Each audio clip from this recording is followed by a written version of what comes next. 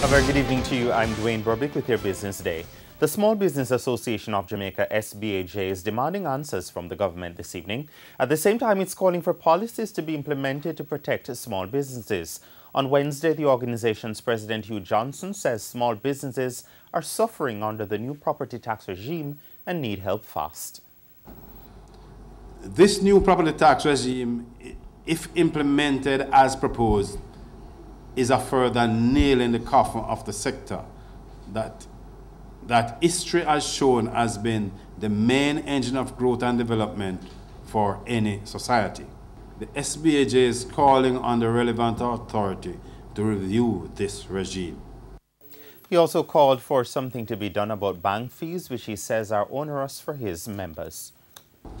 As even when one of our members qualify for loans, the cost and fee are so onerous that they cannot be afforded. We call on Parliament to act with due haste to safeguard the small business operator against banking fees that have threatened the very survival of this sector. He also suggested full disclosure on the land deal with the Chinese.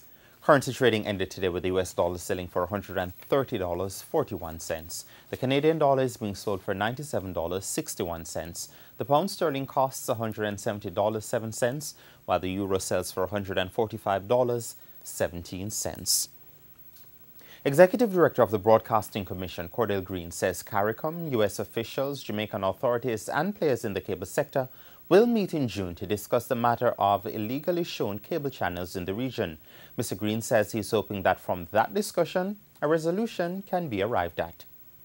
The meeting will involve the local subscription television players, some content providers from the United States of America, the U.S. Trade Representative, the Broadcasting Commission, JIPA, the Ministry of Foreign Affairs.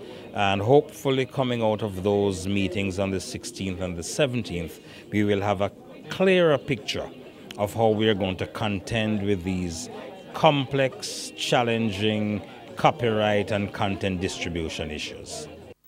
The price of oil fell by nearly 5% today. Oil for delivery in July dropped $2.46 to settle at $48.90 a barrel. That was the lowest settlement for oil since May 4. And stock trading ended with the main JC market index up just over 29 points, while the junior market index lost 10 points. The winners of the day included 1834 Investments, BERGER Paints, Epley Limited, Kingston Wharves, Radio Jamaica, and T-Tech. On the losing end were Cable and Wireless, Grace Kennedy, Jamaica Producers, the JMB Group, Panjam, and Sterling Investments. And that's your Business Day. I'm Dwayne Burbick. Good evening.